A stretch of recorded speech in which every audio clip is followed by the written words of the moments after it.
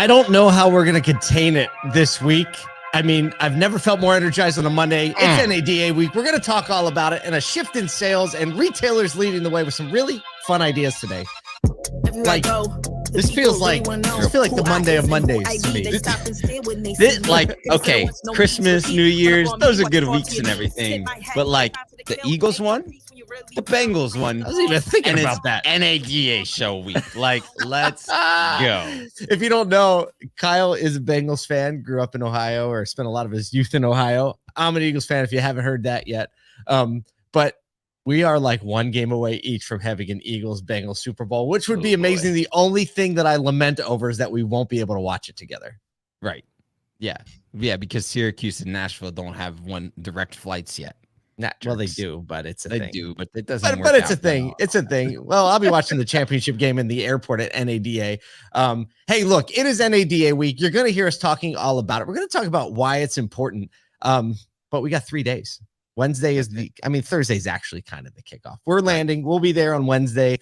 We got some trouble to make with Michael Cirillo when we land. We made him pick us up from the airport. So he got that job. but we thought, like, for the show today, because you're going to hear a lot about it, and we thought it would be good to, let's talk about the schedule and what we're doing, and let's talk about why NADA is important. First and foremost, you need to go to ASOTUNADA.com, because we know that everybody can't go. Actually, most of you can't go. Only 25, 30,000 people are going to be there. And as you know, there's like a couple million in the greater retail organization, meaning majority of people are going to be home.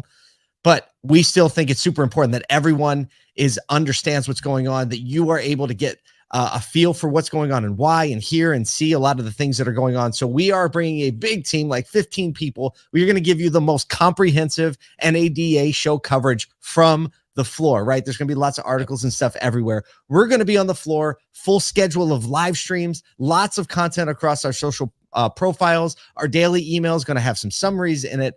So bottom line is, you don't have to be left out of NADA any longer. Yeah, and I think the question there, and you posed this right at the beginning, is why do I not want to be left out of NADA? And I think that's a really kind of important level set for us, because NADA, tons of parties, engagement, being with people. There's an element to just simply being with others in the industry that helps you recognize, like, oh, they're doing this thing across the United States, similar to me, maybe a little bit different. There's that, like, rubbing shoulders with people, but I think it goes a layer deeper, and that's what I'm really. That's what I think we're hoping to bring, that energy, that layer deeper, because when you're with people that are headed in the same general direction, there's not just the rubbing shoulders and the parties and the hanging out, but there's like these unique, it's like a massive water cooler moment for the industry. And I think what's interesting is, like, a lot of people come to events hoping, especially industry partners, hoping to go, this is what I have to offer. And I think what the actual bigger benefit is, if everybody comes and says, what do you have to offer? What happens on the other side of that is probably a lot more inventive and innovative than anything that would be heading into it, right? So there's actually production out of being together, instead of just, an acceptance of someone else's, like, ability to convert or productize something or share the way that they do things. But there's actually an invention out of the conversation. And I think that's what, like, we're hoping to bring to the larger ecosystem of auto. Without a doubt. I mean, if you're new, and I know our audience has a lot of newer folks to automotive, right? So we want to tell you for a second, NADA is just the largest show in the year, but it's where everybody, like, dealers, there are going to be thousands and thousands of dealers there. There's going to be the biggest trade show floor, which means all the industry partners, or a big majority of the industry partners, are going to be there. There is a robust education day and a half, where some of the thought leaders in the industry are going to be teaching on topics and spurring discussion. The OEMs are going to be there. So all of the manufacturers are there, and they have a lot of what they would call make meetings, which is, like a make, like Subaru is a make of a vehicle. So all the Subaru dealers will get together in one room with the CEO and the executives, and they talk about their plans, and they talk about, like, some new technologies. Press isn't allowed in those meetings, so we won't be in those meetings, but we'll be talking to a lot of dealers. And so this is you know, on social media, you'll see a lot of pictures of like, hey, group selfies. Hey, here's a party. But don't be mistaken. It is so much more than that. Actually, it is like Kyle just said, it's the moment where people, you know, he said a water cooler moment where people kind of just gather around and just kind of talk about what they're seeing, how they're feeling, what they saw, like how things can work together.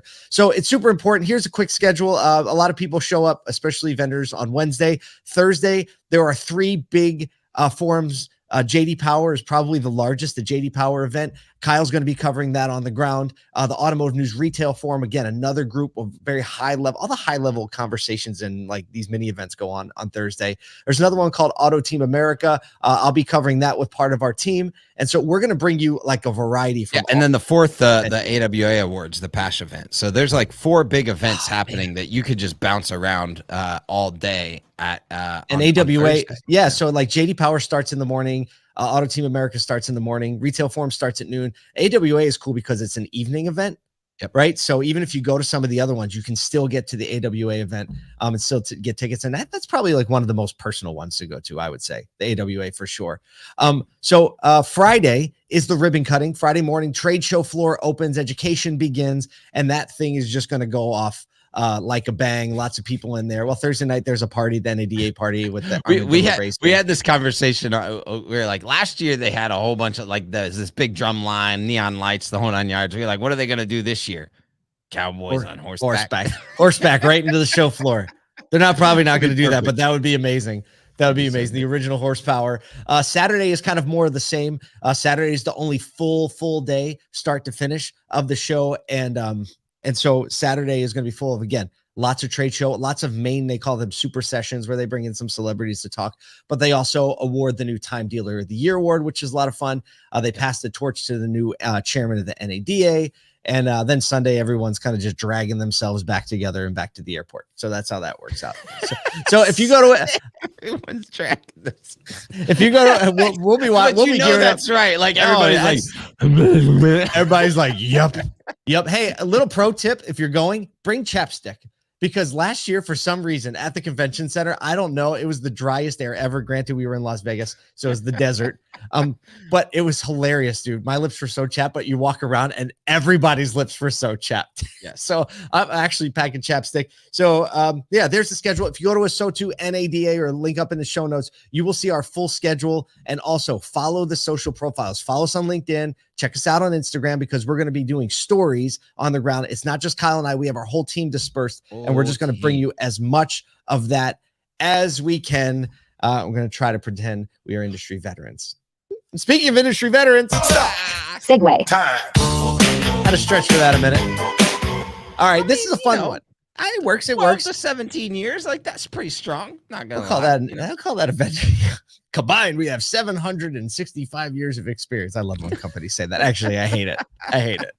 Like, maybe just have 765 new people. Right? There you go. That's all you need. Industry veterans, lead story in automotive news this morning. Industry veterans are sounding off on a quickly evolving changes to the sales process, namely a return to selling, as the effects of the growing inventory are actually starting to set in. Kyle, we've talked about this many times over the last 60 days. It's coming up in this article here. And basically, the point is this. We're getting calls from our dealers, some of the ones we consult with, or just some of the ones we're friends with, and we're like, my salesmen have forgotten how to sell. Right? Because largely, when inventory was low, you would win a deal just basically on merits of having the vehicle in stock. And even when the vehicle is in stock, when the person's like, okay, I'm going to buy this, they actually bought it according to just like the laid out terms, conditions, pricing, and all that. There was no negotiation. It was just basically order taking. Now that inventory is coming up, I had one dealer say to me, somebody said to one of my new salesmen, they said, oh, I have to go home. I have to talk to my husband about this, or my spouse about this. I don't know what it was. And the salesperson was shocked. Like, what? Shocked. What? Back. Okay, so let me just say this. Like, I mean, I was a salesperson once, right? And once a salesperson. Once a salesperson, always a salesperson. Yeah. Right? And sometimes we forget, like, there's another person on the other side of this counter that's the salesperson, that if they pay attention to any level of industry news, they're just getting told that they've stopped learning how to sell. Now, I'm guessing most of the ones that are paying attention to some sort of industry news are not the ones that most of these consultants are talking about.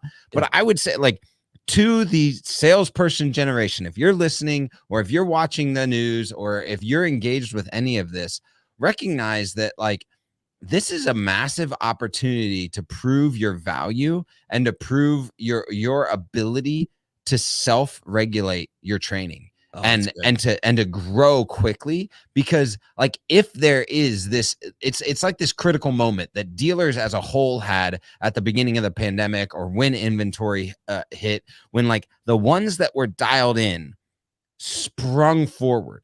And so I'm looking at this as like the opportunity for the savvy salespeople, the ones that have dug in, the ones that haven't forgot to sell, that have done social media, that have engaged with training on new products, that they actually have the opportunity to spring forward. And not just that, but pull others along, right? Yes. Communicate to your teammates like what the importance and the value of training and learning and understanding the moves in the market. Because if we do that, like we don't have to have this, 6, 9 month kind of lull where it's like, whoa, everybody doesn't know what to do. Yeah, and we no don't way. need to rely on like the training manager or the lead manager to get you ahead. Like take it upon yourself. And I think that's like my encouragement in all of this, That's because great. I understand, like as general managers, as general sales managers, as even service advisors that are looking at their service teams kind of like in a new ecosystem, that those leaders are going to commit to training, I think, more and more over the next year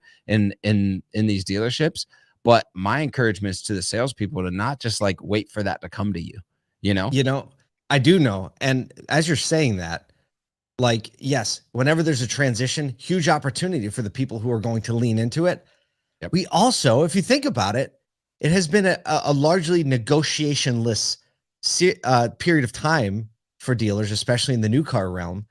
We have an opportunity to reset the expectations of a sales process. Let's go. Right? The time is not like going through a couple of the people in this article. You should click on it and go check it out. It's like a friends and family list for ASOTU. We got Adam Robinson, Daniel Gover, David Kane, all taking a little bit of a different perspective. Some talking about the retention rate has been as good as it's been since NADA started measuring it. It's down to like 34% turnover rate. But they were talking about the new salespeople don't know how hard it was. And like you said, like, you're telling stories about what we actually have to do. We actually have to work. Kyle, I think you're right on the money, like flipping the script on that and be like, here's how we serve people better. Let's pay attention to what's going on in the industry. Yep. Let's empathize better. Let's understand better. And move forward with that. Like, this is a real big opportunity. Let's stop talking about the fact it's going to be hard. Everything that's worth it is hard. Let's go. Like retail. Speaking of retail, stop. Gotta go. Gotta keep moving. Gotta go. All right, this is a 2-part last story. And for our last story, we could tell you something about Hertz's EV partnership in Denver, or Tesla superchargers being rolled out for everyone. But no, we're not going to do that. We think it's more helpful to start the week out by talking about what some progressive retailers are doing outside automotive industry, because we feel like this has so much potential inside automotive. I'll hit the first one, Kyle. I know you love the second one, so we're going to give you the second one. This week at the NRF Big Show, that's the National Retail Federation show. It's like the NADA for retail. Sean Wilkinson, e-com director, our program manager for Dick's Sporting Goods, talked about how he led their e-com department to launch a project of customizing emails to match the interests of people who were browsing, aka intentional personalization. Something we've been talking about a lot, something the trend is going that way. I did the little poll on Retail Wire, who thinks it's like 80% of the retailers feel like personalization is going to be a massive part of success. So basically what he did is that when someone was browsing on the site or someone interacted with them in some way, they would get a really kind of general email that, because they were browsing the news, they sent them an email. It was kind of general. It kind of sucked. No one responded to it. He said, well, let's see what's going to work. So basically, he launched an internal initiative called Art of the Possible, which he said, we're going to be scrappy. He branded his internal initiative. And basically what he said is like, we have 30 days to test stuff, test it small scale. It doesn't have to be a big grand thing. He said the goal of it, listen to this, is to get cross-functional buy-in within the enterprise. Let's get the other departments involved and get them to say, yeah, that works. So then they support it. And then he actually had a little mission statement for this. And he just set some basic KPIs to measure, and they just started testing, and it was hugely successful. So basically, so what you're trying to tell me is that internal branding and commitment to a so many vision lessons in translates to external efficiency and customer engagement. Oh yeah. Can someone put that on a shirt? I know that's a little bit too long, but that's if you put that on a shirt, people would probably read it because it would be so many words on a shirt. Like, what is this happening on this? What is this important run-on sentence on this man's shirt? I need to read it. No, this is huge. Well, because one, I love this is what I love, and I talk about it. You know, we talk about it in terms of levers a lot, and like pulling little tiny levers, micro moments, micro changes with measurable outcomes, and like understanding these things on a micro can then expand to macro, especially if you can get buy-in from the team. So like wholesale changes are sometimes good, but I think that the better changes come from like micro tests that are then, you know, raised to the organization to produce efficiency externally. And it's like dialed in from just a business mindset. And there's every single vertical can take that one to heart. Fail fast. Well, I don't know. I can't say speaking of trying new things. Stop. It's in the middle of a story segue. Go ahead, Kyle. Talk about Lowe's for a minute. So Lowe's is about to be the next desired location for your kid's next birthday party. They are trying their new build a birthday concept, and may or may not have stole that from someone, at 10 locations in Arizona, California, Indiana, Illinois, New Jersey, New York, North Carolina, Tennessee, Texas, and Utah. Basically what they're doing is, if you've seen Lowe's, they've had this Saturday workshop program for a long time, but now they're moving it into the kids zone. So they're taking kids as young as 5 and parties of up to 20. Basically, they're going to provide everything: the pizza, the drinks, the whole 9 yards, t-shirts, water bottles, backpacks. So this whole like birthday experience to do some building, to do home improvement, to get the buy-in on home improvement early at a young age. And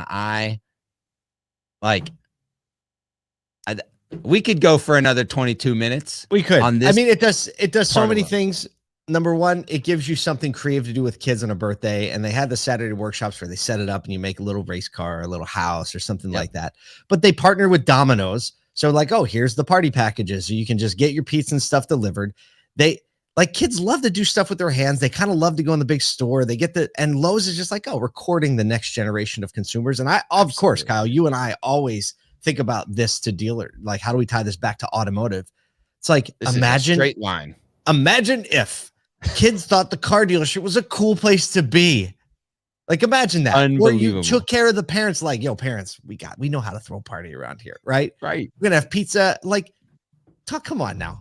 Like, how much space is it? Like, kids would love cars and big things and tools and things that move. And like, it just seems like a real ground ball. I hope Patrick Abad is listening to this. Can you imagine? Like, I can. I can so imagine this. I wish I would have thought of this back when I was at dealerships, because this is an unbelievable idea. And if anyone wants to just jam with us, you can hit us at Kyle@ASOTU.com and Paul@ASOTU.com. That's right. And we'll hang out and talk all about this all day, because how can we get a dealer to actually do this? Yeah. And like, look, the kids are going to come in, you're going to park all the minivans in the front row and everyone drives in, and you're going to sell some cars, and you're going to make some kids real happy and have a lot of fun. So that's all the time we have for fun today. We got a lot of NADA show prep. We're leaving in just a couple days. Go to ASOTUNADA.com. Check it out. Follow the socials, because we're not going anywhere without you. You get to come with us.